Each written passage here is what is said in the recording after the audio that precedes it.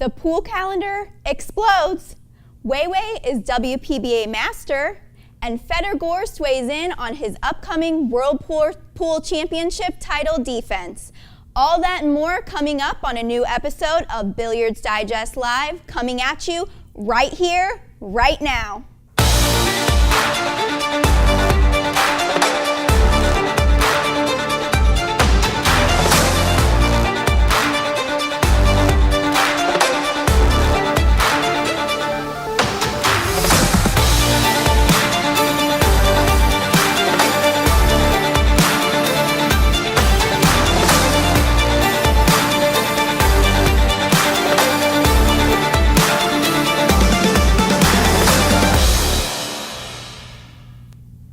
Welcome to the Not So Fast episode of Billiards Digest Live. I'm Mike Panozzo, and this very puzzled pool fan over here is Jason Bowman. Jason, just last month, we were talking with such optimism about what was on tap for the pro pool events coming up and for the players, with Matchroom and the WPA signing a little peace treaty.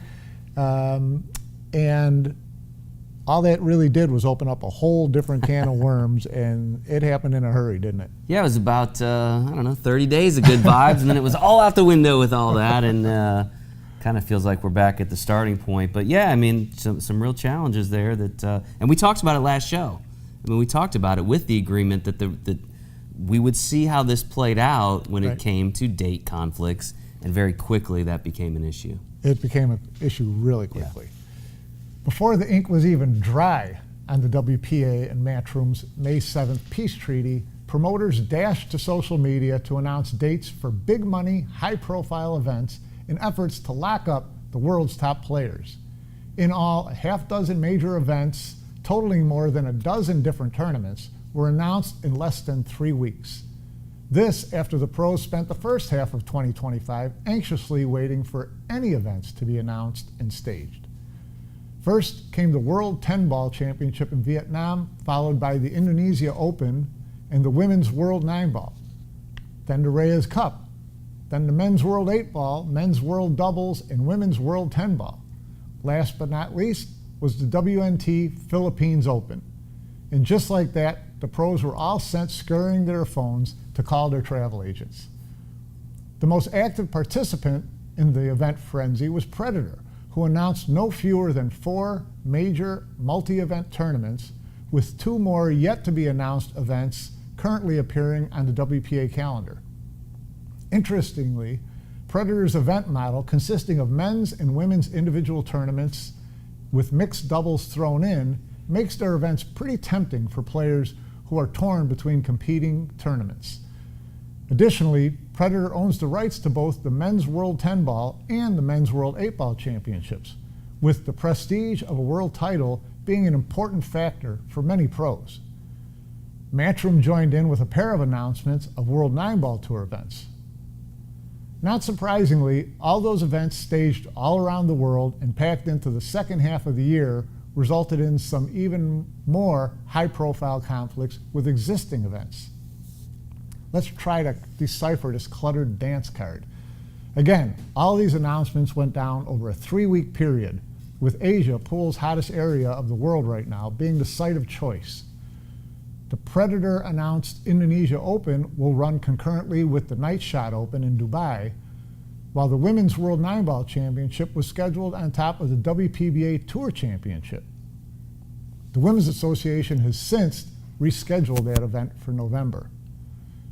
But the biggest clashes will take place in October, when a pair of Matchroom WNT majors, including the prized Hanoi Open, go head-to-head with a pair of Men's World Championships and a $425,000 tournament in Qatar. Big decisions are going to have to be made, although the lack of detail on a number of these events has many players in a holding pattern again. Jason?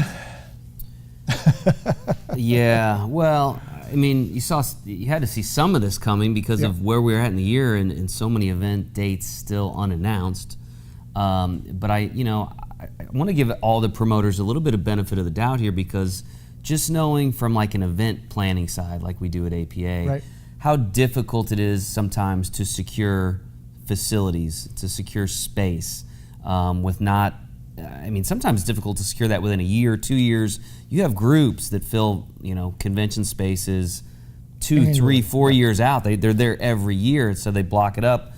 And you have all these different entities that have all their own, details. Matchroom has the TV side of things to figure out, and Predator has, I'm sure, their own things, maybe even manufacturing and production of things that they do. And so everybody has their own interest, but it's difficult with pool tournaments to number one, secure space for the kind of time you need to bring in pool tables, set up, tear down. It's not like a group that comes in on a Wednesday and leaves on a Sunday. Yeah. You need these bigger windows. And so I think part of what you've seen here is, one, that there wasn't a lot of long-term planning here, and there probably needs to be. You probably have some facility, space, location, dates that fit into a certain window, and you just kind of come back to what already existed, which is now players having to make a choice, not necessarily because of the threat of a ban, but now because of where will the money be. Where's follow the money? Yeah. So it's true. A lot of these events, I think, promoters like Predator, promoters like Matchroom have had a lot of these events on their own calendar in their office for some time. Right. But they tend to not announce an event until the ink is dry on all their contracts. They've got everything lined up, because you don't want to announce anything and pull it back or move it. But what that does is it just, I think, Matchroom, Predator, WPA, they all knew about these potential conflicts because they all knew each other's schedules very early in the year. So the fact that all of these came and then these announcements were made, to me, is a little disheartening, because it shows that there really wasn't any. I'm sure there was effort made maybe to talk people into moving events, but nobody was budging. Right. And so we have these conflicts on top of each other. We have events on top of events that were announced. The Hanoi Open was announced last October, right? And now the World 8-Ball Championship and Men's World Doubles is on top of that. So just really unfortunate. And again, the players are paying the price because now they have to make decisions. What they want is for the players want to have every player playing in each of these big events. Right. And obviously you can't do it when they're on top of each other. That you can't. No. Well, we're not the only ones left confused, guessing, and frustrated. We caught up with a couple of the game's biggest names: reigning world champion Fedor Gorst and former Hanoi Open champ Jason Shaw, to gauge their feelings on what transpired over the past month. So, Fedor, let's talk about all these, tournament date clashes that popped up as soon as the WPA and Matchroom had their arrangement to allow all the players to play wherever they wanted. Came this big flow of tournament announcements, and not surprisingly, in the second half of the year, fourth quarter of the year, a lot of conflicts with big events. You've got the Hanoi Open, WNT Hanoi Open, clashing with World 8-Ball Championship and a couple other events there in Indonesia in early October. And then mid-October, you've got the Reyes Cup and the Philippine Open, both kind of, bumping into the Qatar 10-Ball World Cup, which is a $400,000+ event. I'm sure you've been looking at your calendar. What's going through your mind?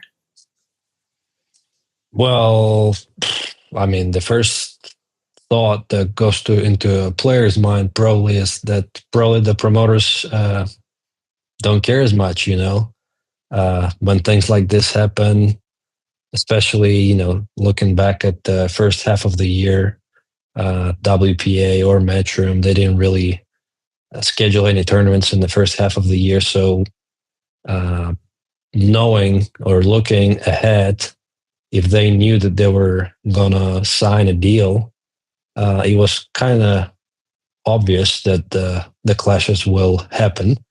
So it's kind of, it's strange that they make an agreement and they start working together, and then as soon as they do that, they announce the tournaments on top of each other. So it's not the first time that we're experiencing that.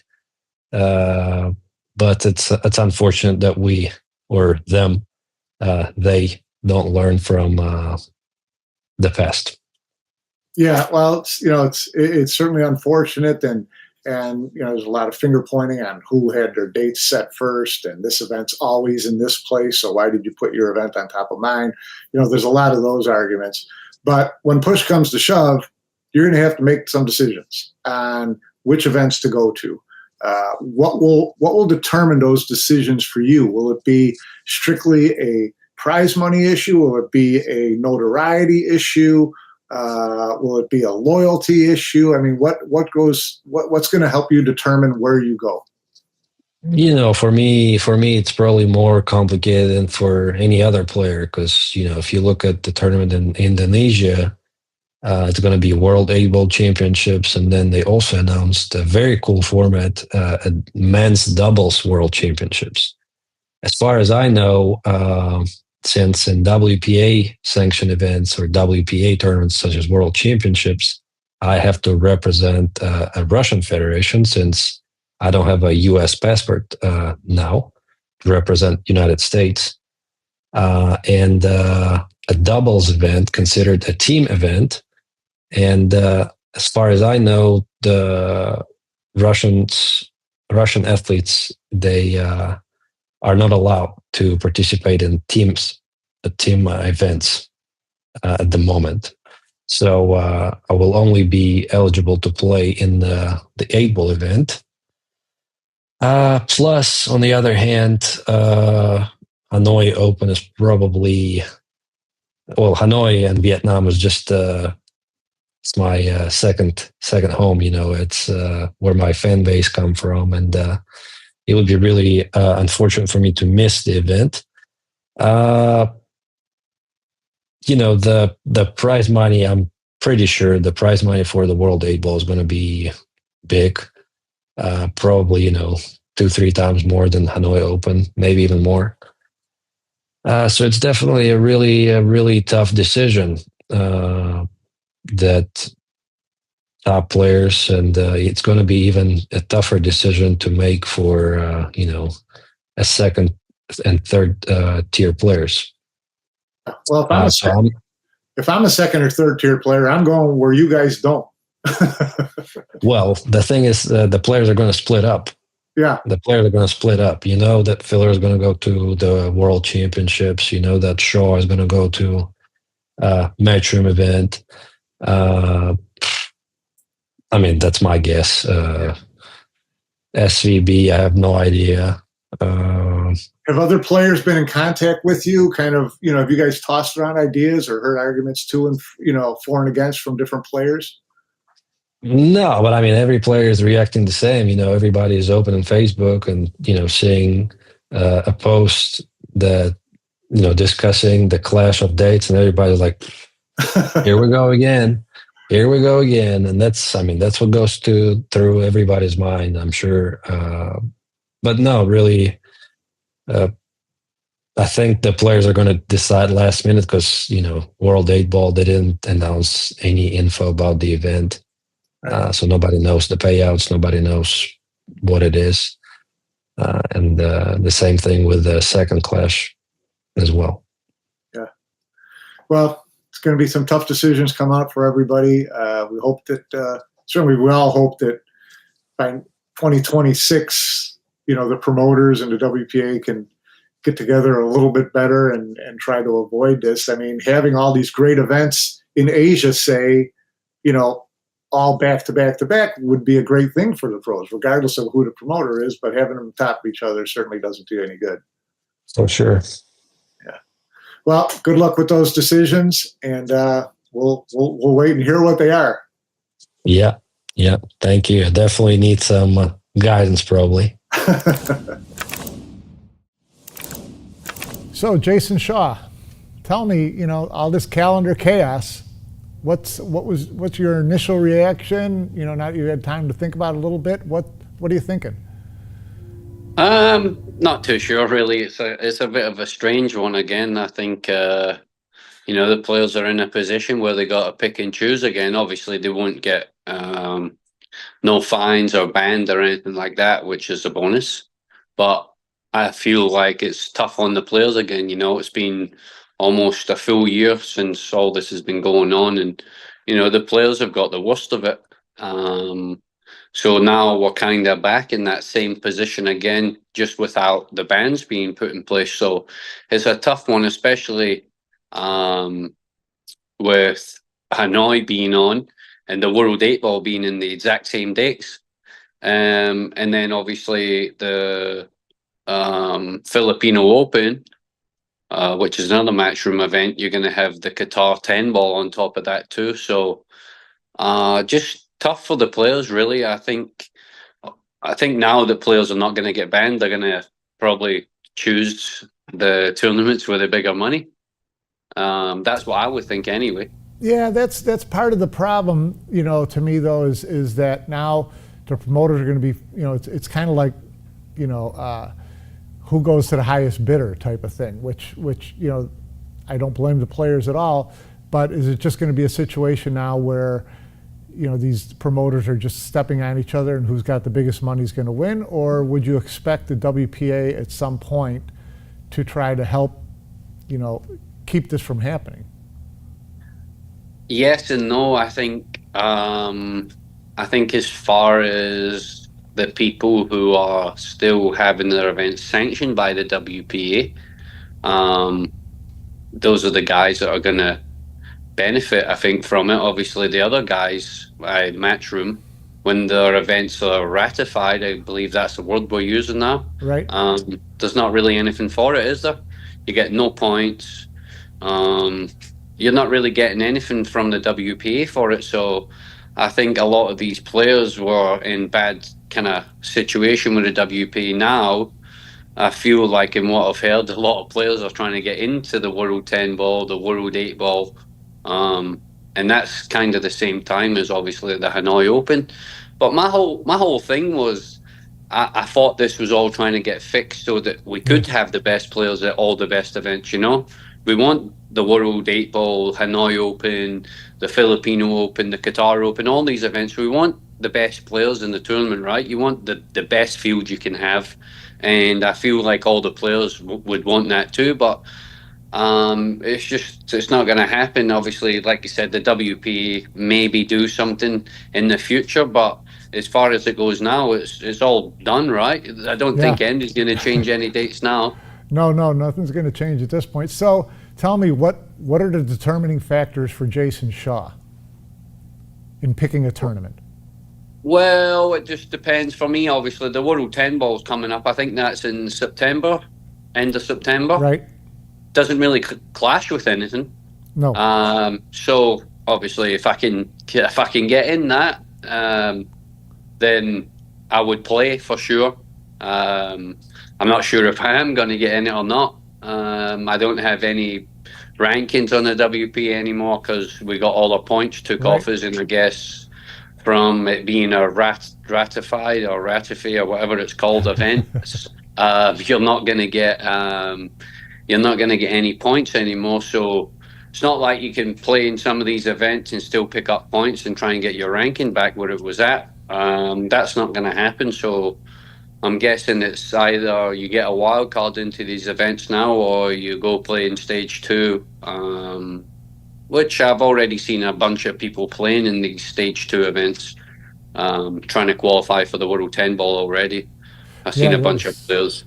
Those stage 2 events are going to be pretty competitive because if you think about it, there's about 20 of the top 25 players don't have any WPA points, and there's only so many invitations, that can be given out. So there's going to be some people left behind who are going to have to play in those stage 2 events, or not play at all. Yeah, well, I won't be playing in stage 2. I can assure you that. I will be missing it, or I'll be getting a wild card. But obviously, I don't expect to get a wild card after what's happened. I would expect other guys in that kind of side that maybe have supported them or did things a little bit differently. I'm sure that they'll be giving wild cards to players that they think deserve it. And then on the other hand, I do believe that they still want the big guys in to make the event better, which is always going to be a factor. You want the big guys. That's who draw the crowds, and I think with it being in, is it Ho Chi Minh? I believe Right. is that what it's World going to 8 be? ball? Yeah. I believe, obviously, with that, they'll want players who are quite popular there to bring the fans. So I'm not quite sure on that one, but obviously the World 8 Ball is a big one, right? The World 8 Right. Balls, that's the one really that's kind of, that That- and the Qatar 10 Ball, that's the two that are kind of the ones that the players are going to have to kind of decide what they're going to do now.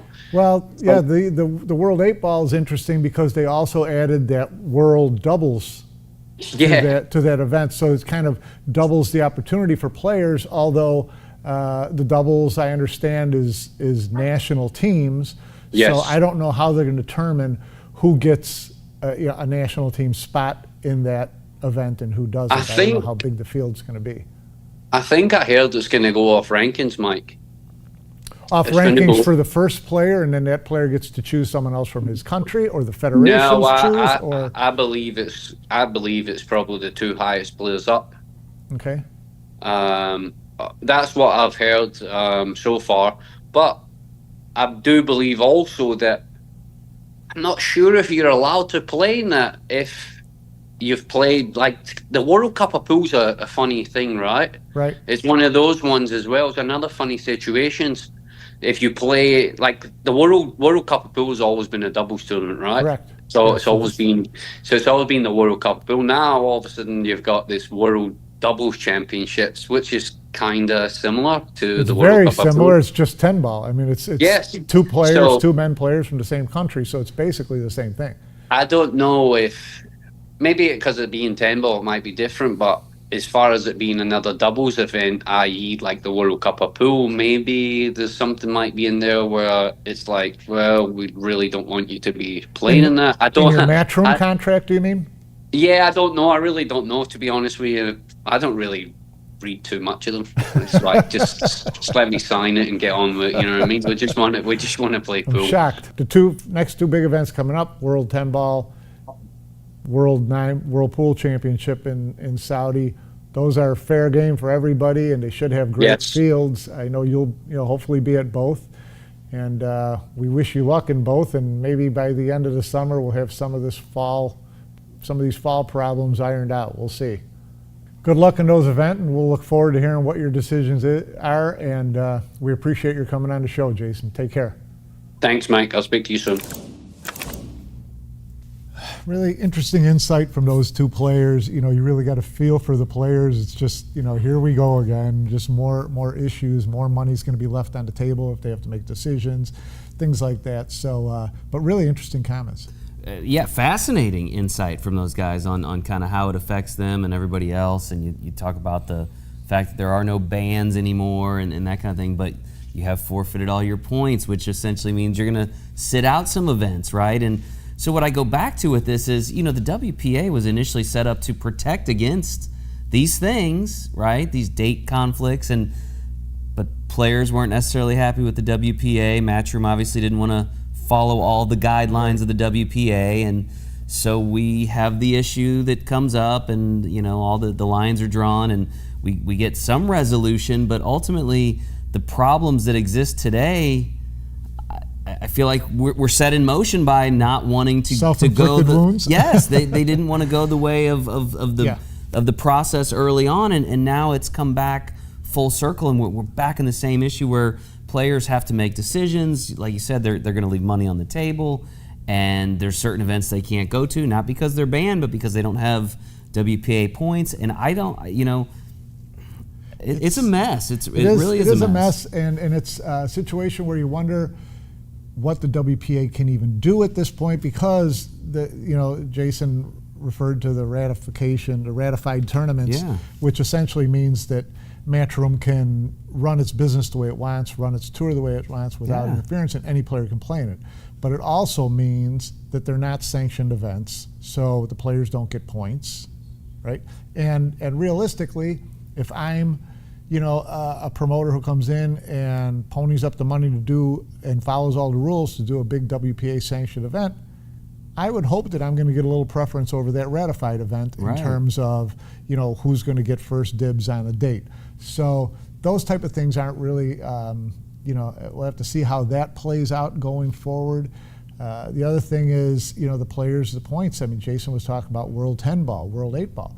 So these are WPA sanctioned events, which means a good chunk of that field is going to be based off WPA points. And then some of the federations are going to get X number of spots themselves to give out to other people in their federation. That gobbles up a lot of spots. Historically in the last couple of years, at least the Predator World Championships, I think have been just 64 player fields. Right. So that doesn't leave a lot of spots. And when you look at the top players in the WNT who all lost their points, there's more, there's a couple dozen of those. So some of the guys are going to get left on the shelf, I would think, or have to play in tournaments. He also talked about the world doubles. Okay, if that is a WPA, it is a WPA sanctioned event. So if they go by rankings based on nation, the Cole brothers have no points representing Taiwan. Okay, so, in theory, you would think they've got no shot of getting into the World Cup as a team. Same with some other players. American players. What's going to happen with the American players? Yeah. Will the BCA step in and say, no, we're allotting these spots to Shane and Sky or whoever it is? So a lot of questions need to be answered. There were a lot of these events were announced without really any information behind them. So there's a lot of questions to be answered coming up. Yeah, and it doesn't really behoove any of these promoters to have these watered down fields, and I'm hoping that is what opens more lines of communication in terms of the long-term planning to try to avoid it, because again, all these promoters want the top players. Yes. The top players are always going to follow where they can make the most money. And so, hopefully everybody, if they can plan further out, which again is challenging sometimes, it's not as easy as I think everyone would hope it would be and that we could just all work together. There are going to be those challenges, but hopefully, at least now with the lines of communication, maybe 2026, and I mean, that may not be enough time, but maybe 2027 things start to clean up a little bit, because I do think ultimately the promoters, whether it's WPA, whether it's Matchroom, whether it's somebody independent, Predator, they all want to be able to have the best players there. That makes the most sense, because again, a watered down field is not benefiting anybody, and until we can kind of everybody get on the same page and find a way to make this work, that's what you're going to end up with. Yeah, the promoters have some decisions to make too, as far as who they kind of gift into these tournaments at this point. Yeah. Jason kind of referred to it. They want the top players, especially in an event in Vietnam. There's some WNT players who have huge followings. Right. Jason Vietnam. being one of them. Jason being Fedor one of them. being Fedor another. being Yes. another. Francisco Sanchez Ruiz. Yeah. So, they want these players in the field, so it's going to be interesting to see how they, what the workaround is and all that. Well, and of course, Matchroom has the Moscone carrot out there, right? And we saw how that played out last year when guys started making choices and they didn't choose the Matchroom way. That wasn't there at the end of the year for certain players. Well, we saw the conflicts in October with the Reyes Cup. Doesn't conflict with the big tournament in Qatar, right? But the Philippine Open does. Yeah. So you can't tell me that a player in the Reyes Cup is going to go play the Reyes Cup, get that guaranteed money, and then say, "See ya, I'm going to the World 8-Ball Championship," or going to I can't remember the event, the Qatar event, right? Qatar. And skipping Philippine. Yeah. So there's a lot of hoops to jump through, and again, the players are all back in the middle, right in the middle. Yeah. Well, one event that had zero conflicts and a ton of talent was the Women's Professional Billiards Association Masters, held at the Soaring Eagle Resort and Casino in Mount Pleasant, Michigan, earlier this month. The 64-player, $70,000 women's major field was said by the WPBA to be statistically the most talented field ever recorded for a women's event in the U.S. It was hard to argue that contention. From Asian stars Rita Chow, Seo Seo, Su Shen Wei, and Silviana Liu, to European heavyweights like Jasmine Aushin, Christina Tkach, and Pia Filler, the WPBA Masters was a slugfest from the start. One player threatening to break into the winner's circle was Bulgaria's Zlateva, who rode a hot hand to third place, buoyed by a tense 8-7 win over Filler in the winner's bracket.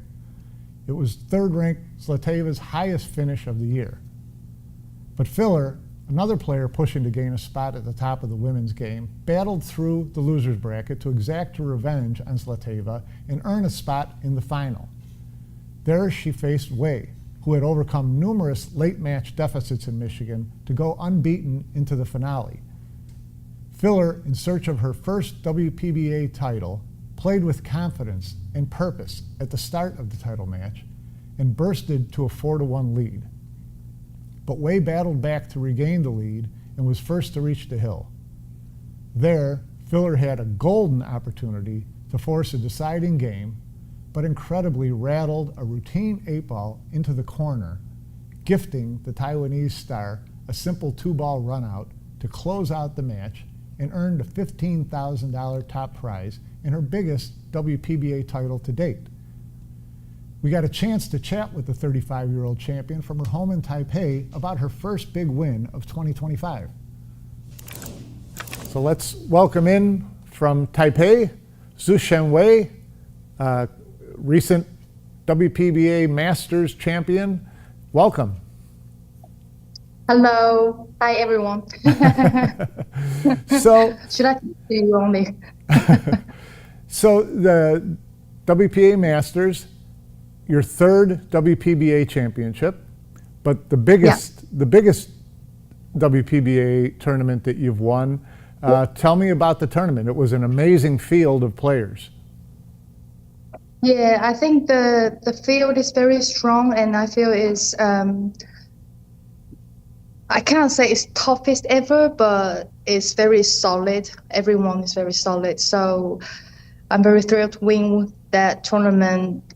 And it's amazing because nearly every match I come back from behind and somehow I manage to win. Don't know somehow, but you know, I never know when I was playing, but I was a fighter. So what's been, you know, what goes through your mind when you're behind like that and you're trying to come back? Do you get mad? Do you try to stay very calm? What's going through your mind? I actually didn't think too much. I just thought, you know, it's alternate break. So once you know, you will always have chance to go on the table. And if I close up to them, then I know they will feel pressure. So, and they know how I play. So, you know, it's never be an easy game. It can be 4-1 and all of a sudden 4-2, 4-3 is, to me, it's like in the second. So I know how that feel. Yeah. So I know how they feel too. So yeah. I just try to stay calm and then bit by bit. I didn't think too much like I'm going to fight back. No, I just know that do the right thing and then wait for the chance that way. Yeah. Now in the championship match against Pia, it looked like she was going to tie the match and go to the hill, and she missed right at the end. You must have been very surprised and very happy. Well, I know in between I was like 9-6 or 9-7 up. I can't remember quite easily. 9-6 or 9-7 up. And then I described that like, you know, every match, every player got a turbulence. So I was in that turbulence. I know something, you know, it's not as smooth as how I imagined. And then when she's tightening up, I just feel right. It's the last game. Just focus on the last game. Every game's last game. But of course, I didn't expect that she missed that 8, and then you know, eventually I won the whole tournament. But it was a very great game. Yeah. Yeah. So you've been very consistent the last couple of years, getting better. What's been the difference in your game? What are you doing differently? Is it physical or is it more mental? It's actually both, yeah.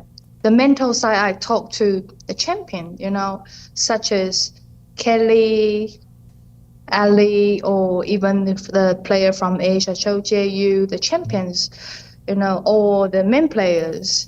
I mean, many champions. It can be, you know, Jasmine or whatever. For the technique part, I practice very hard. To be honest, I practice the thing I missed in every tournament, and I try to learn from not even the top player, also from the player I feel is middle or lower player. Right. Every player they got some different things for you to learn.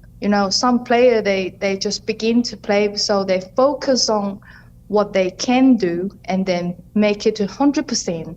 Although their weapon is not many weapons. I mean, Right. but they focus 100% on it, and sometimes it turns out great.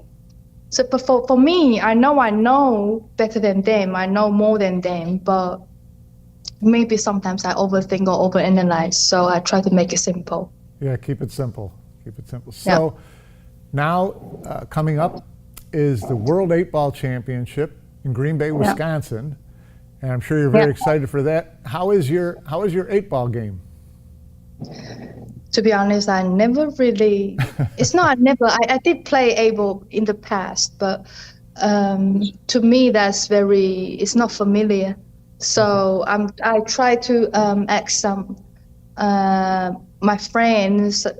He's a good player too. He's a top player. He won the Predator War Able, a second runner-up. Sorry. Okay. So I try to ask them how to play the 8-ball.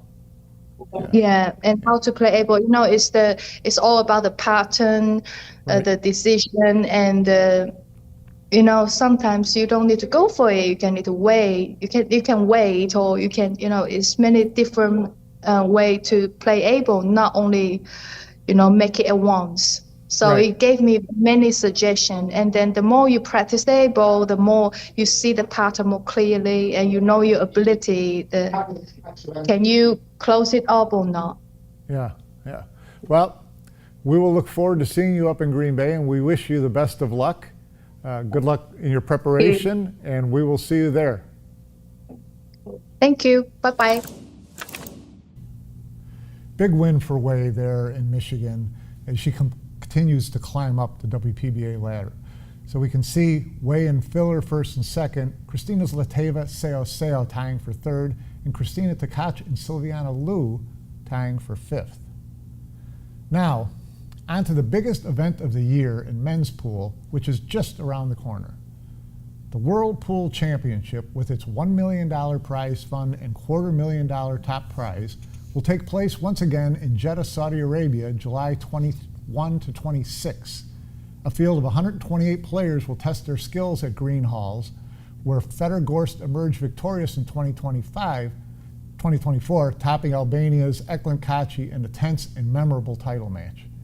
The top 100 World 9-Ball Tour players will earn automatic spots in the event, co-promoted by the Saudi Arabia Billiard and Snooker Federation and the Saudi Arabia Ministry of Sport. We recently tracked down the defending champion, who was enjoying some family time in Moscow, to ask him about the upcoming World Championship. Welcome to Fedor Gorst, coming to us from Moscow, where he's visiting family and on his way to Turkey for a little family vacation, and coming off a huge marathon 10-ball win against Shane Van Boning. How's it going? What's going on, Mike? Going good. Been the last 4 days for me here in Moscow. It's always nice to come back to visit my family. But yeah, it's been great. Yeah, and this is little R&R time for you ahead of the World Pool Championship, where you're going to be defending your title in Saudi Arabia. Tell us about your mindset going into that. What do you is this just kind of relax yourself for a little bit of time and re-energize? Well, yeah, definitely. I definitely need to relax a little bit. It's been hectic for me for the last couple of months. Even though I didn't play many tournaments, I still was traveling a lot and doing a lot around pool. In May, I did like an Asian tour where I went to Indonesia, then I went to Vietnam, where I played another long race against a Vietnamese player in Nguyen Antoine. And then I went to China for an expo, GBE in Guangzhou. So I've been busy. Then I went to Buffalo's and played that tournament. Then I was preparing for the match with SVB. Uh, Pretty hard. So I played a lot of pool.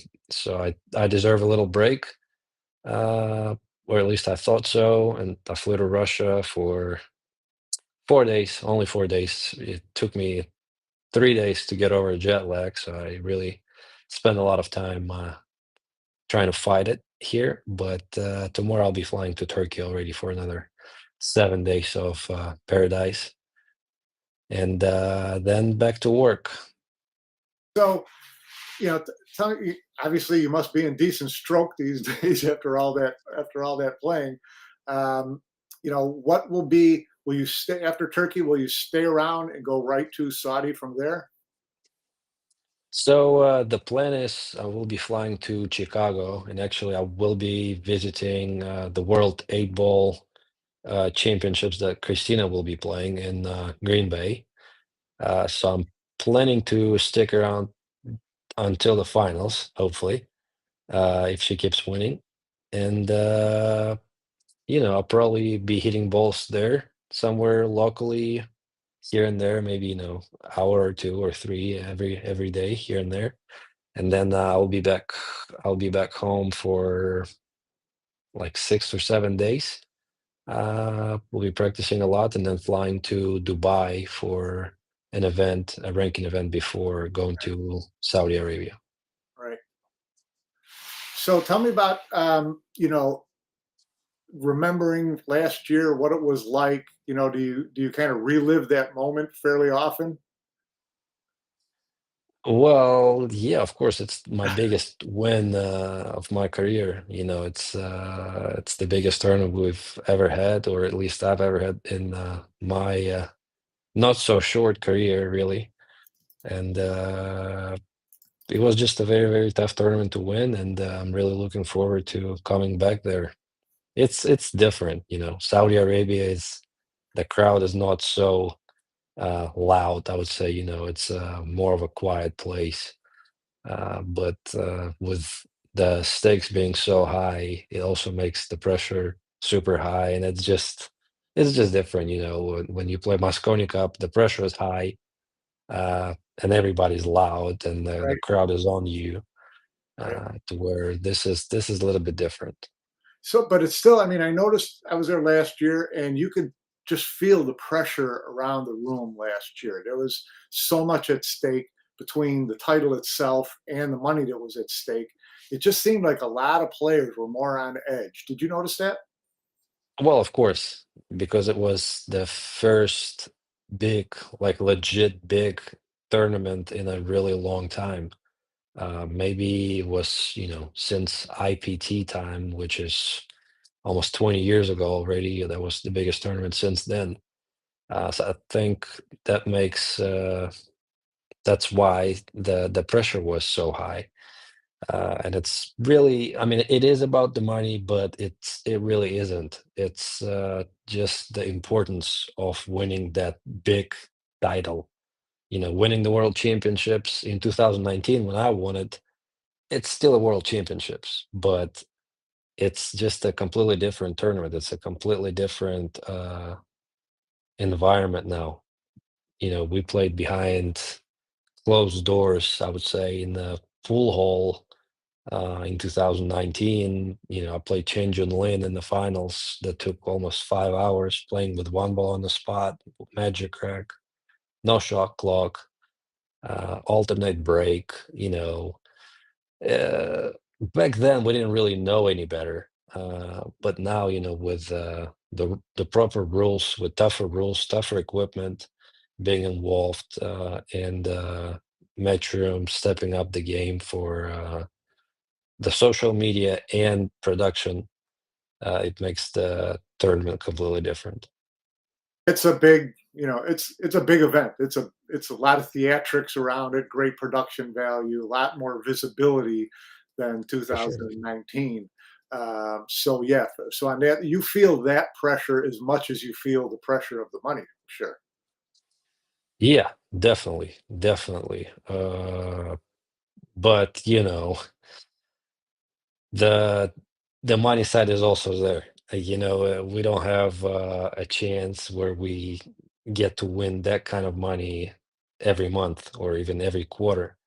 It's a once in a year type thing. Now we have the U.S. Open, which will be 100,000 for first place, first time in a long time, as I recall. Um, so definitely everything's growing, but this tournament's definitely sticking out the most. Will you feel any added pressure on yourself coming in as the defending champion? You've gone into other events as defending champion. What makes it different when you come into an event that you had won the previous time? I mean, it really doesn't put pressure on me thinking about it, but the only thing is I'm, I'm a math guy, and I'm always, asking you ask yourself, what are the odds of you winning the same tournament twice in a row? They're twice as low, right? uh, but other than that, I don't really. It's just another tournament. You just gotta take it as it is. Um, but that's how I think now. When I'm over there hitting balls before the tournament in the practice room, it may be different. So I may be a little biased there. Yeah. Well, it's going to be another great event, another killer field, big prize money, lots of visibility. So we'll all be watching, I'm sure. And we wish you the best of luck over there. Thank you. Thanks. Well, certainly Gorst will be among the favorites when the World Championship gets underway. But who are the other top contenders? Well, for the answer to that and more, let's bring in pool insider and host of the popular Dog in It podcast on Windows Open, Mike Ortiz, better known to his many fans and his enemies as Molina Mike. Can't believe Mike, you went welcome. legal name on me, man. Welcome. This is a legit show, man. We go with, this is journalistic integrity here. So anyways, welcome to the show. Thanks for joining us. I know that you're super excited about the World Championship. You've poured through the list of players, and you presented us with a list of the top 16, handicapping the top 16. So let's take a look at that list. There's Molina Mike odds, which includes Fedor and Filler at the top, includes a lot of the big names. So let's start with the favorites, Mike. Fedor and Filler. All roads are going to go through those two young gentlemen for sure. And I heard Federer's comment in terms of his odds, but he's such a difficult out, and we know the poise in which both those guys play with when it comes to the end of the tournament. It's Federer, Filler, or bust for me, just because they're just so mentally tough and can execute so high. But there's some other sleepers in there for sure as well. But all eyes will be on those two as they maneuver through the bracket, no doubt. Would you say that Filler is, with Federer having won last year and Filler being so driven, would you say that he's probably the favorite? Filler, that is that what Yeah. you're asking me? Yeah. Yeah, I think so. Plus, I mean that mental game that they'll play a little bit, especially over the last couple of weeks. Filler has a big chip on his shoulder this year, and you can see it as he starts getting deeper into events. And I think he feels like that throne is rightfully his, and I expect a great showing from him in a few weeks. Yeah, Mike, Jason Bowman here. Talk to me a little bit more as we move down your list. You got UK Open champion Aloysius Yap, and then you got SVB, who honestly I haven't seen playing a lot this year. I've seen him doing a lot of fishing, but talk to me about those two in particular and why you're so high on them for this year's World Championship. I mean, Yap might be the guy who realistically can fade every and anybody. I don't think he gets too caught up in any moments or any big names sitting across from him. So he's extremely dangerous. And when you go back and look at his International Open appearances, along with that UK Open, we saw MVP performance in the Reyes Cup. I mean, consistency when it comes to majors is very high for this guy. Along with that, I mean, he was in a semifinal or a final of the US Open not too long ago. and it took the perfect performance from Ko Ping Chung to sit him down. So SVB is a little bit different. I don't really know how to gauge him. Like you said, we haven't seen a whole lot of them in majors. I feel like maybe there's some, cracks in the armor going into this event compared to other years, but he's such a fan favorite. People are going to want to throw some money at him. I think just given the name factor and the fact that, it's a world championship for a 250,000 at first, he's going to be working hard, but I don't know. We'll see. We'll see. That one really had me stumped. I wanted to throw him a little lower, but we'll see. Yeah, well, it's hard to keep Shane out of he performs in these tournaments. I mean, he's 41, doesn't make any difference. He's still, a big performer in these events. At that next level, up around 12-1, you had an interesting grouping. You had the Ko brothers, which makes complete sense. You also had Jonas Soto Camino and Mickey Kraus. Those were a little surprising to me, listed so high. Yeah, I mean, for me, it's about current form, and Mickey last year had, a breakout year, but Jonas has been playing very solid in these regional type events. I get before when books would kind of put him on the middle to back end of these tournaments in terms of odds, but if you're looking just from a playability standpoint, you got to give these guys more respect, and that's the reason why I put them where they are. The Ko brothers, you need no introduction. If there's a world title, they got their names on it, and it's for a reason. They've been the epitome of success over the last, 7, 8 years, and they don't seem to be slowing down any. But if I'm just looking at guys and how they're playing recently, you can't argue Jonas and Mickey. And the Ko brothers, for that matter, on the Asian circuit, they've been playing pretty steady as well. Yeah. Yeah. Now, Mike, you got a grouping of guys ranging anywhere from 14-1 and like 24-1 guys that we'll call them danger zone guys that I don't think anybody be surprised if they find their way to the finals. But maybe if you could just comment on Carlo Baedo, Clinty Kachi, you got Zvojcek in there, you got FSR, some of these guys. Just kind of talk us through these guys a little bit. Yeah, I mean, it's a really solid mix of dangerous outs for everybody in the tournament. Carlo Biado is a multiple-time world champion. Wojciech, probably the most underrated and undervalued Polish player, but he's a world champion in his own right as well. He was in the Final Four last year of this event. Kachi was in the finals of this event and lost in kind of heartbreaking fashion if you're on the losing end of a $100,000 game. But when you think about guys like a Beato and a Chua for that matter, Hanoi comes to mind. I think about guys who can close when it's time to close. Francisco knows how to close. Carlo knows how to close. All these guys are going to be extremely difficult. From an odd standpoint, though, I feel like you want to get pretty decent amount on your money only because we haven't seen them this year go deep in a matchroom major. But it's all eyes on the World Championship for sure. Yeah, well, Chua had a great run there last year, and of those guys you mentioned, he's probably the one that's in the best form going into this. FSR and Beato obviously have the pedigree, but Chua's been playing really great in the past year. Just won a tournament in Asia last week. Let's talk about dark horses. I mean, I'm looking at the list of young guys. Daniel Maciel, Pius Labutis, Moritz Neuhausen, Cledio Kachi. Lot of scary guys in that group. That photo of Cledio there was one of my favorite matches of last year, and it was at the Hanoi Open where he was facing Chua in elimination, and it came down the wire with those two. A lot of these guys are a bit unproven on that matchroom stage that are in that dark horse type grouping. They can get there, but we just haven't seen it just yet.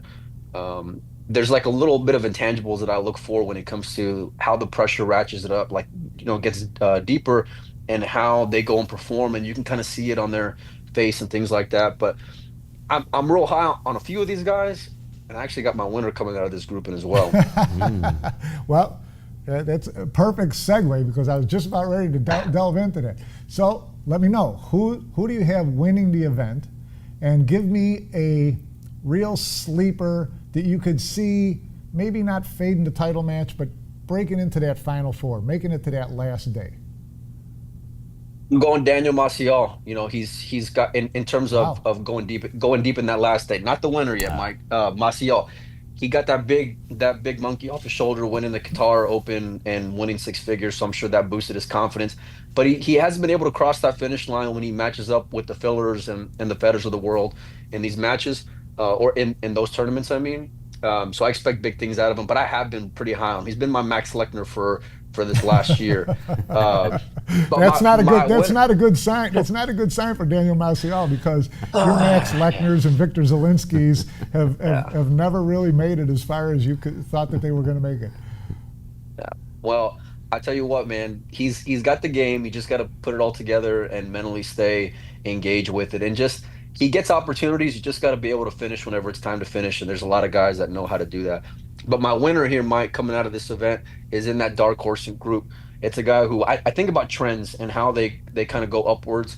I know it's going to be a massive stage. There's going to be another Kachi in the finals, except this Kachi is going to finish the deal, and this Kachi is going to come away with the world championship, and it's going to be Cledio. I think it's time for him to burst through. I've been super high on his game over the last 6 months, and at 30-1, I think it's about right for him, just value standpoint, and for him to kind of break through. So I would say, if you look at your list, is that the best value in your odds list? When you look at that list, who are the best values? Who is the ones that you would expect people would look at this list and go, wait a minute, this guy's undervalued?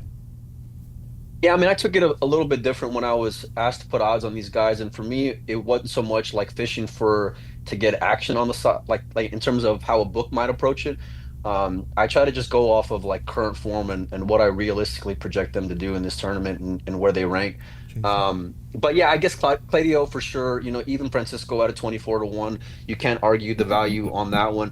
Beato's always going to be solid whenever you're having decent return on your money, firing a couple $100 at him. So there's a few guys in there that are sleepers, but the crazy amounts, the 60s, 50s, 100-1, like you would have gotten before on a Mickey or a Jonas, those days are long gone for me. Hey, Mike. One guy, Mr. Pinozzo, pointed out to me is not anywhere to be found on your list, and was a guest earlier on our show today. Eagle Eye Jason Shaw. What? No respect for Eagle Eye? What's up? I knew I was going to get a little bit of heat for this, because as I was going through my list, there was one guy that was just blinking at me the entire time, and it was Jason. Look, I know he's box office. I know he's made for television screens. But when it comes to major tournaments, I haven't seen it since Hanoi. And even prior to Hanoi, we hadn't seen it. I think he's gotten a little bit too comfortable on being, that matchroom poster boy. And I'm not sure if that hunger's there, if I'm being honest with you. So from an odds standpoint, I mean, he for sure would have been, within the top 16. But I just don't expect the finals appearance from him. I don't expect the semifinals appearance from him. I know he can do it. But Jason, you got to get there more than once over the last like 3-4 years. Well, some of the Vietnamese players have been kind of in that flavor of the day conversation recently. Do you see any Vietnamese players making a deep run? Yeah, I think you certainly do see them leveling up as a team. We saw that gentleman who Fedor played recently win a pretty tough field out there in Vietnam. These bigger stages are going to be different.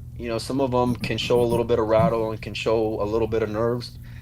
I think that they got, maybe top 8 potential, but outside of that, until you get there or until you show it against bigger guys, it's just, you got to go and earn your respect out there.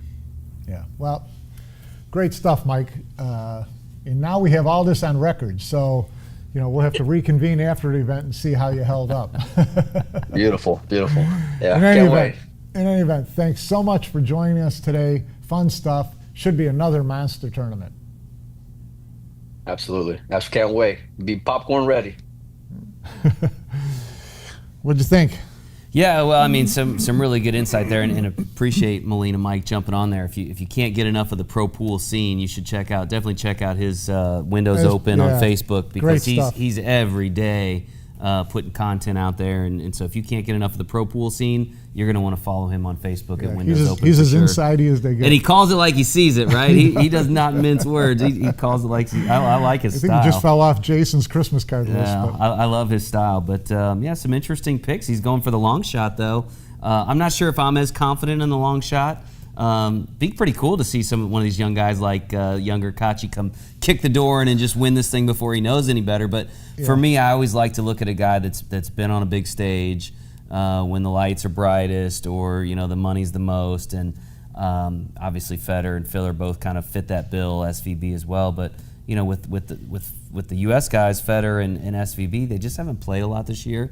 For me to pick them, Josh Filler, however, and I think Molina said this at the beginning, a little bit of a chip on his shoulder. Yep. You know, it's easy to pick Josh Filler in any tournament. First of all, he's one of the best players in the world, if not the best. But after everything that happened last year with the whole WPA Matchroom saga, you know, him getting left out of the Reyes Cup, him getting left out of the Mosconi Cup, and this being kind of Matchroom's biggest money payout, I'm sure he would love nothing more, and there's nothing more dangerous to me than an exceptional athlete with a chip on their shoulder. And so don't be surprised if Josh Filler comes out of Saudi Arabia with $250,000 of Matchroom's money. Well, I'm going to throw a little bit of money on Jason Shaw at this point because Molina Mike just put a chip on his shoulder too. So,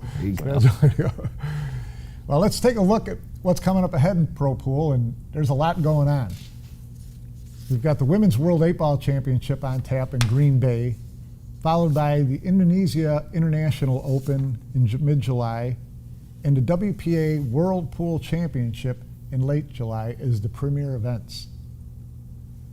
Well, that's going to do it for us today. We appreciate your coming.